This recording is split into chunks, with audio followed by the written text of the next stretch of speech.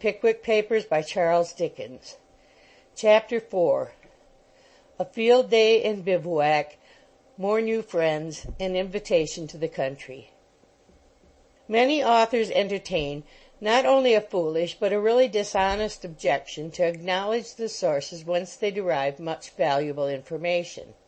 We have no such feeling. We are merely endeavoring to discharge in an upright manner the responsible duties of our editorial functions, and whatever ambition we might have felt under other circumstances to lay claim to the authorship of these adventures, our regard for truth forbids us to do more than claim the merit of their judicious arrangement and impartial narration. The Pickwick Papers are our New River head, and we may be compared to the New River Company.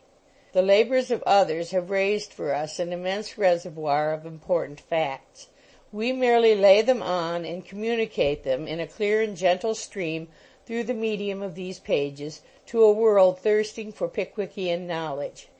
Acting in this spirit, and resolutely proceeding on our determination to avow our obligations to the authorities we have consulted, we frankly say that to the notebook of Mr. Snodgrass are we indebted for the particulars recorded in this and the succeeding chapter, particulars which, now that we have disburdened our consciences, we shall proceed to detail without further comment. The whole population of Rochester and the adjoining towns rose from their beds at an early hour of the following morning in a state of the utmost bustle and excitement. A grand review was to take place upon the lines. The manoeuvres of half a dozen regiments were to be inspected by the eagle eye of the commander-in-chief. Temporary fortifications had been erected, the citadel was to be attacked and taken, and a mine was to be sprung. Mr. Pickwick was, as our readers may have gathered from the slight extract we gave from his description of Chatham, an enthusiastic admirer of the army. Nothing could have been more delightful to him. Nothing could have harmonized so well with the peculiar feeling of each of his companions as this sight. Accordingly, they were soon afoot and walking in the direction of the scene of action, towards which crowds of people were already pouring from a variety of quarters.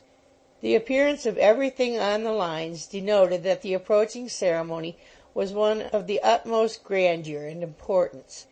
There were sentries posted to keep the ground for the troops, and servants on the batteries keeping places for the ladies, and sergeants running to and fro with vellum-colored books under their arms, and Colonel Bulder in full military uniform on horseback, galloping first to one place and then to another, and backing his horse among the people, and prancing and curvetting and shouting in a most alarming manner, and making himself very hoarse in the voice and very red in the face, without any assignable cause or reason whatever. Officers were running backwards and forwards, first communicating with Colonel Bulder, and then ordering the sergeants, and then running away altogether, and even the very privates themselves looked from behind their glazed stocks with an air of mysterious solemnity which sufficiently bespoke the special nature of the occasion. Mr. Pickwick and his three companions stationed themselves in the front of the crowd and patiently awaited the commencement of the proceedings.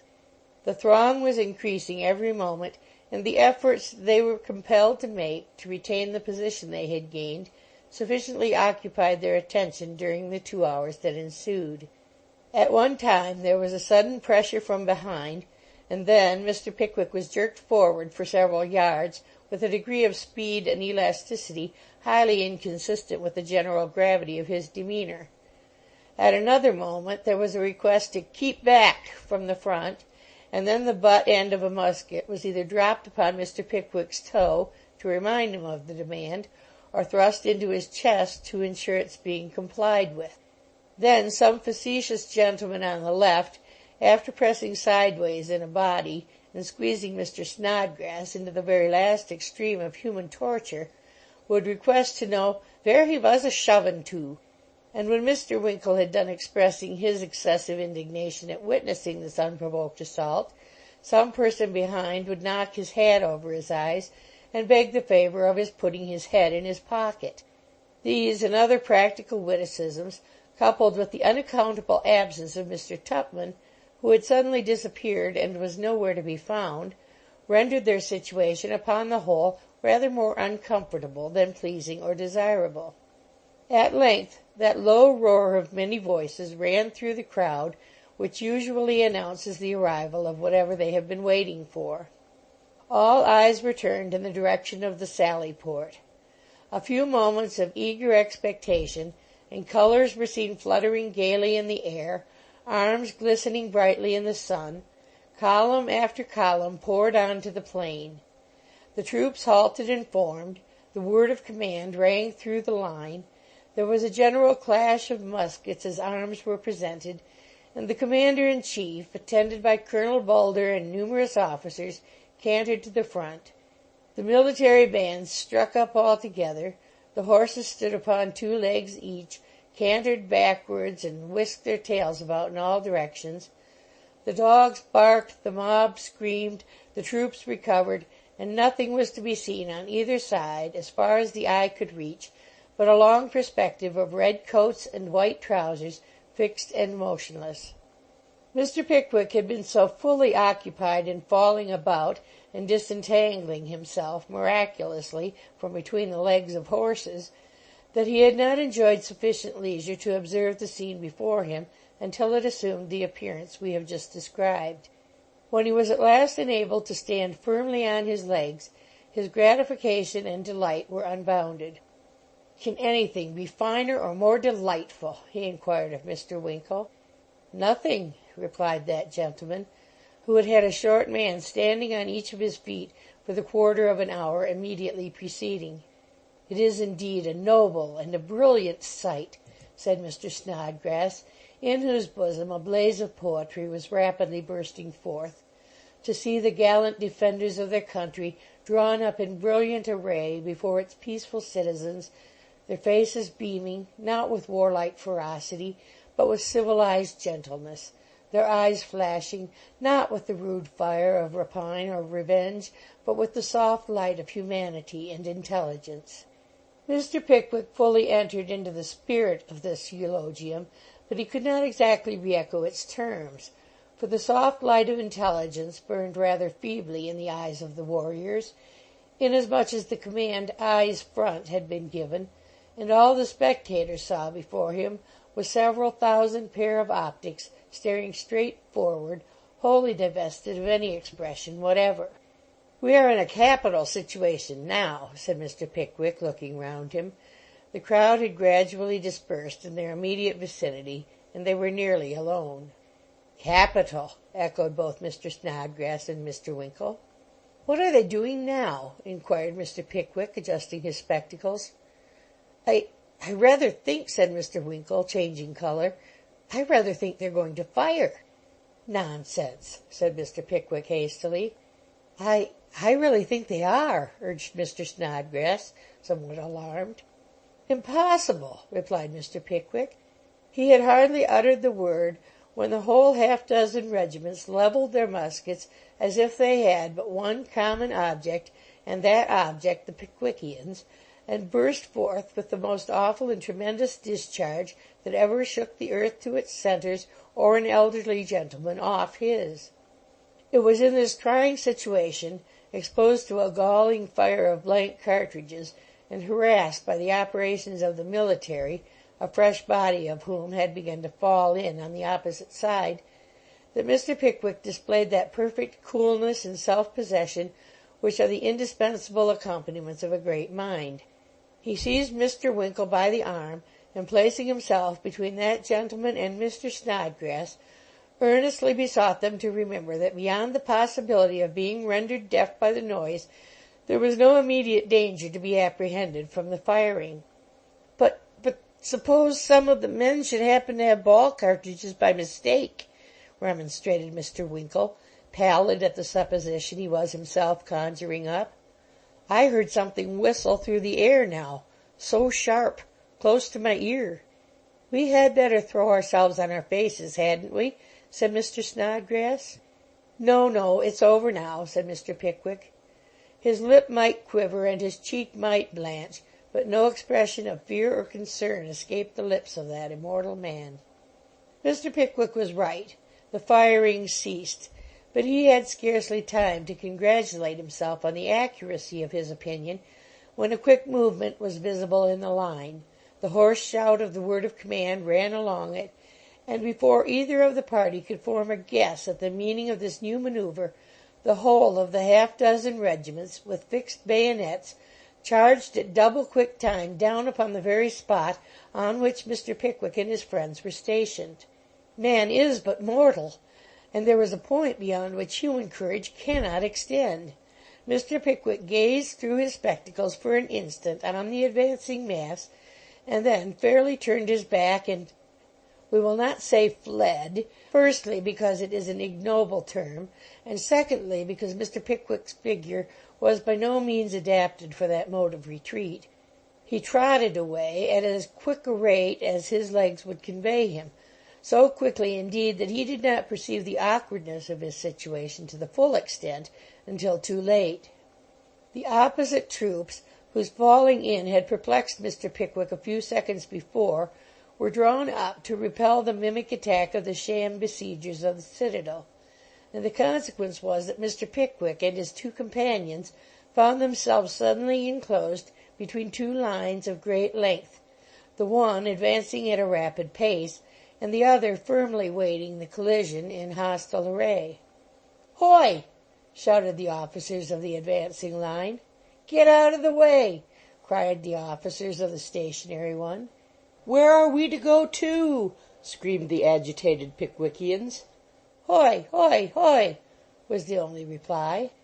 There was a moment of intense bewilderment, a heavy tramp of footsteps, a violent concussion, a smothered laugh. The half-dozen regiments were 1,000 yards off, and the soles of Mr. Pickwick's boots were elevated in air.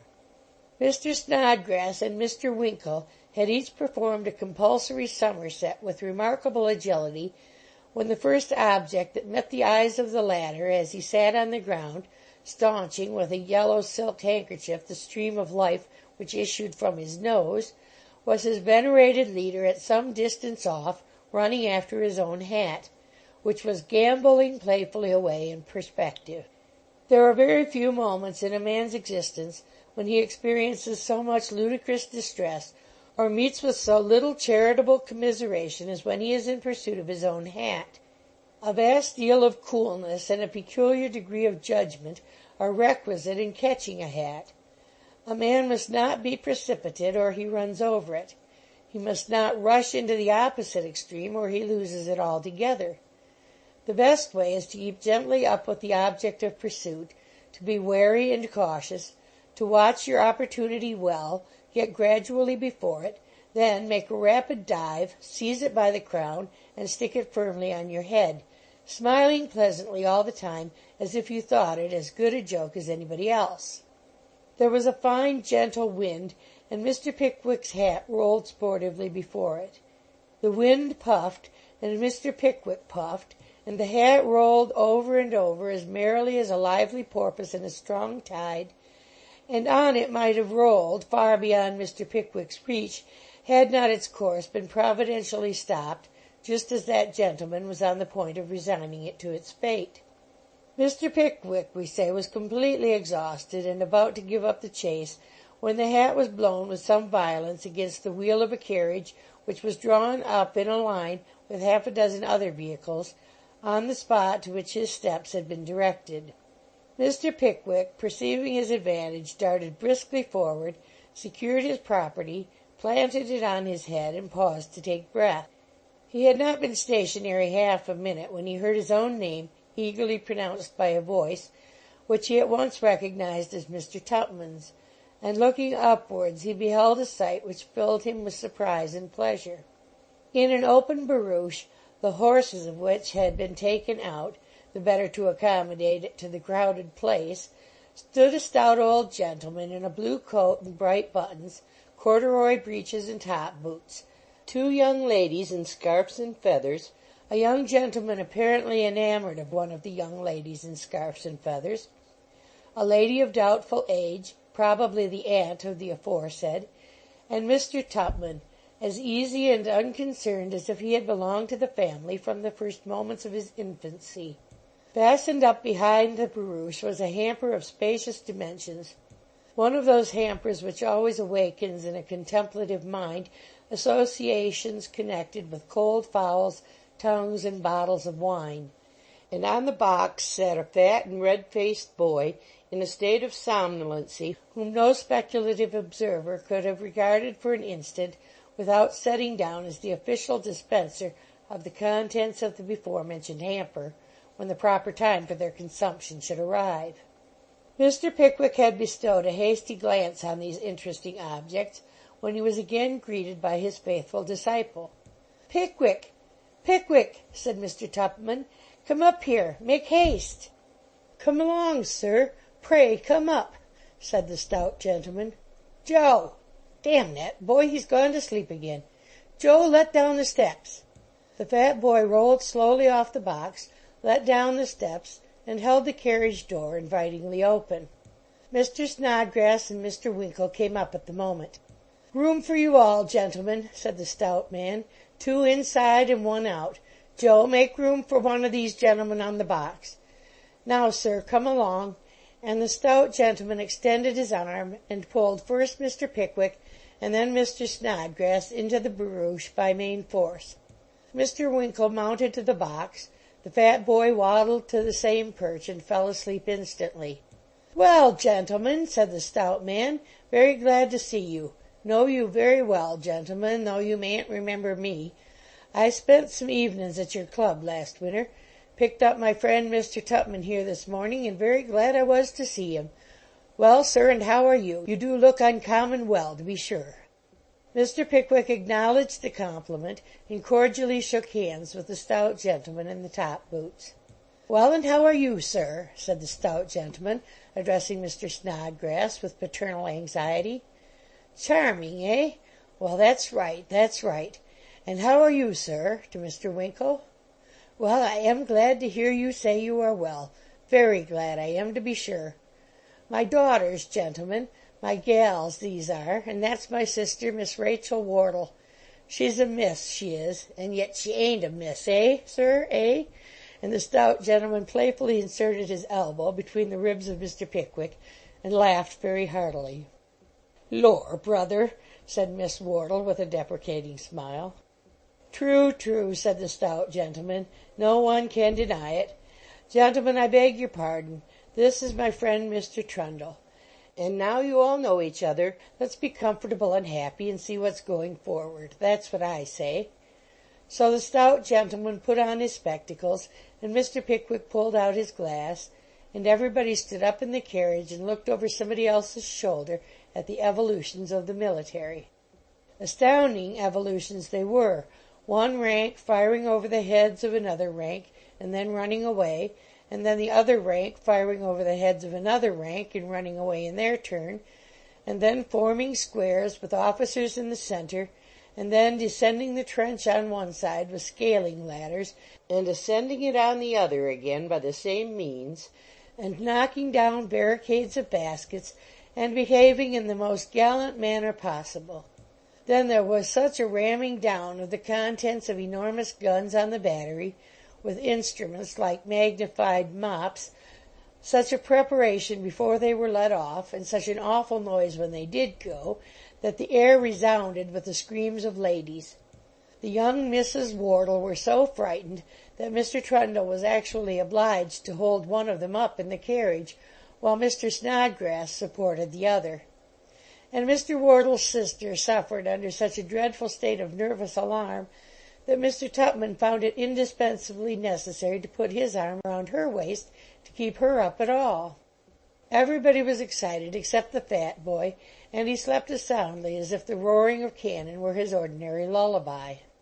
"Joe, Joe," said the stout gentleman when the citadel was taken and the besiegers and besieged sat down to dinner. "Damn that boy, he's gone to sleep again. Be good enough to pinch him, sir, in the leg, if you please. Nothing else wakes him. Thank you. Undo the hamper, Joe." The fat boy, who had been effectually roused by the compression of a portion of his leg between the finger and thumb of Mr. Winkle, rolled off the box once again, and proceeded to unpack the hamper with more expedition than could have been expected from his previous inactivity. "Now we must sit close," said the stout gentleman. After a great many jokes about squeezing the ladies' sleeves, and a vast quantity of blushing at sundry jocose proposals that the ladies should sit in the gentlemen's laps, the whole party were stowed down in the barouche, and the stout gentleman proceeded to hand the things from the fat boy, who had mounted up behind for the purpose, into the carriage. "Now, Joe, knives and forks." The knives and forks were handed in, and the ladies and gentlemen inside, and Mr. Winkle on the box, were each furnished with those useful instruments. "Plates, Joe, plates." A similar process employed in the distribution of the crockery. "Now, Joe, the fowls. Damn that boy, he's gone to sleep again. Joe! Joe!" Sundry taps on the head with a stick, and the fat boy with some difficulty roused from his lethargy. "Come, hand in the eatables." There was something in the sound of the last word which roused the unctuous boy. He jumped up, and the leaden eyes which twinkled behind his mountainous cheeks leered horribly upon the food as he unpacked it from the basket. "Now make haste," said Mr. Wardle, for the fat boy was hanging fondly over a capon which he seemed wholly unable to part with. The boy sighed deeply, and bestowing an ardent gaze upon its plumpness, unwillingly consigned it to his master. "That's right, look sharp. Now the tongue, now the pigeon pie. Take care of that veal and ham. Mind the lobsters. Take the salad out of the cloth. Give me the dressing." Such were the hurried orders which issued from the lips of Mr. Wardle as he handed in the different articles described, and placed dishes in everybody's hands, and on everybody's knees in endless number. "Now, ain't this capital?" inquired that jolly personage, when the work of destruction had commenced. "Capital," said Mr. Winkle, who was carving a fowl on the box. "Glass of wine?" "With the greatest pleasure. You'd better have a bottle to yourself up there, hadn't you?" "You're very good." "Joe!" "Yes, sir." He wasn't asleep this time, having just succeeded in abstracting a veal patty. "Bottle of wine to the gentleman on the box. Glad to see you, sir." "Thank'ee." Mr. Winkle emptied his glass and placed the bottle on the coach box by his side. "Will you permit me to have the pleasure, sir?" said Mr. Trundle to Mr. Winkle. "With great pleasure," replied Mr. Winkle to Mr. Trundle, and then the two gentlemen took wine, after which they took a glass of wine round, ladies and all. "How dear Emily is flirting with a strange gentleman," whispered the spinster aunt, with true spinster aunt-like envy, to her brother Mr. Wardle. "Oh, I don't know," said the jolly old gentleman. "All very natural, I dare say. Nothing unusual. Mr. Pickwick, some wine, sir?" Mr. Pickwick, who had been deeply investigating the interior of the pigeon pie, readily assented. "Emily, my dear," said the spinster aunt, with a patronizing air, "don't talk so loud, love." "Lor, aunt!" "Aunt and the old gentleman want to have it all to themselves, I think," whispered Miss Isabella Wardle to her sister Emily. The young ladies laughed very heartily, and the old one tried to look amiable, but couldn't manage it. "Young girls have such spirits," said Miss Wardle to Mr. Tupman, with an air of gentle commiseration, as if animal spirits were contraband, and their possession without a permit a high crime and misdemeanour. "Oh, they have," replied Mr. Tupman, not exactly making the sort of reply that was expected from him. "It's quite delightful." "Humph," said Miss Wardle, rather dubiously. "Will you permit me?" said Mr. Tupman in his blandest manner, touching the enchanting Rachel's wrist with one hand, and gently elevating the bottle with the other. "Will you permit me?" "Oh, sir!" Mr. Tupman looked most impressive, and Rachel expressed her fear that more guns were going off, in which case, of course, she should have required support again. "Do you think my dear niece is pretty?" whispered their affectionate aunt to Mr. Tupman. "I should if their aunt wasn't here," replied the ready Pickwickian, with a passionate glance. "Oh, you naughty man! But really, if their complexions were a little better, don't you think they would be nice-looking girls, by candlelight?" "Yes, I think they would," said Mr. Tupman, with an air of indifference. "Oh, you quiz! I know what you were going to say." "What?" inquired Mr. Tupman, who had not precisely made up his mind to say anything at all. "You were going to say that Isabel stoops. I know you were. You men are such observers. Well, so she does. It can't be denied. And certainly, if there is one thing more than another that makes a girl look ugly, it is stooping. I often tell her that when she gets a little older she'll be quite frightful. Well, you are a quiz." Mr. Tupman had no objection to earning the reputation at so cheap a rate, so he looked very knowing and smiled mysteriously. "What a sarcastic smile!" said the admiring Rachel. "I declare I'm quite afraid of you." "Afraid of me?" "Oh, you can't disguise anything from me. I know what that smile means very well." "What?" said Mr. Tupman, who had not the slightest notion himself. "You mean," said the amiable aunt, sinking her voice still lower, "you mean that you don't think Isabella's stooping is as bad as Emily's boldness. Well, she is bold. You cannot think how wretched it makes me sometimes. I'm sure I cry about it for hours together. My dear brother is so good and so unsuspicious that he never sees it. If he did, I'm quite certain it would break his heart. I wish I could think it was only manner. I hope it may be." Here the affectionate relative heaved a deep sigh and shook her head despondingly. "I'm sure Aunt's talking about us," whispered Miss Emily Wardle to her sister. "I'm quite certain of it. She looks so malicious." "Is she?" replied Isabella. "Hum! Aunt dear." "Yes, my dear love." "I'm so afraid you'll catch cold, Aunt. Have a silk handkerchief to tie round your dear old head. You really should take care of yourself. Consider your age." However well deserved this piece of retaliation might have been, it was as vindictive a one as could well have been resorted to. There is no guessing in what form of reply the aunt's indignation would have vented itself, had not Mr. Wardle unconsciously changed the subject by calling emphatically for Joe.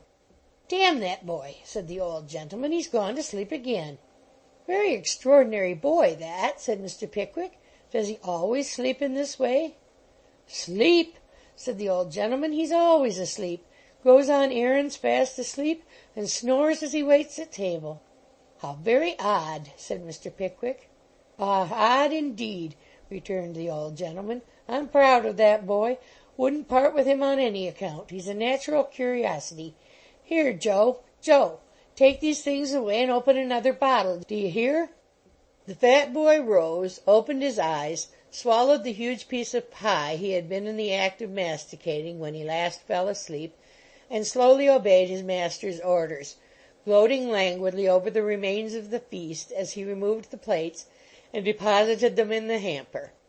The fresh bottle was produced and speedily emptied, the hamper was made fast in its old place, the fat boy once more mounted the box, the spectacles and pocket-glass were again adjusted, and the evolutions of the military recommenced.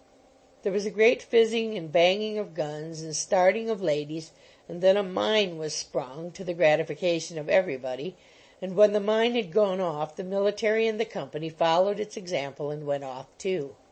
"Now mind," said the old gentleman, as he shook hands with Mr. Pickwick at the conclusion of a conversation which had been carried on at intervals during the conclusion of the proceedings, "we shall see you all to-morrow." "Most certainly," replied Mr. Pickwick. "You have got the address?" "Manor Farm, Dingley Dell," said Mr. Pickwick, consulting his pocket-book. "That's it," said the old gentleman. "I don't let you off, mind, under a week, and undertake that you shall see everything worth seeing. If you've come down for a country life, come to me, and I'll give you plenty of it. Joe, damn that boy, he's gone to sleep again. Joe, help Tom put in the horses." The horses were put in, the driver mounted, the fat boy clambered up by his side, farewells were exchanged, and the carriage rattled off. As the Pickwickians turned round to take a last glimpse of it, the setting sun cast a rich glow on the faces of their entertainers, and fell upon the form of the fat boy. His head was sunk upon his bosom, and he slumbered again. End of Chapter 4.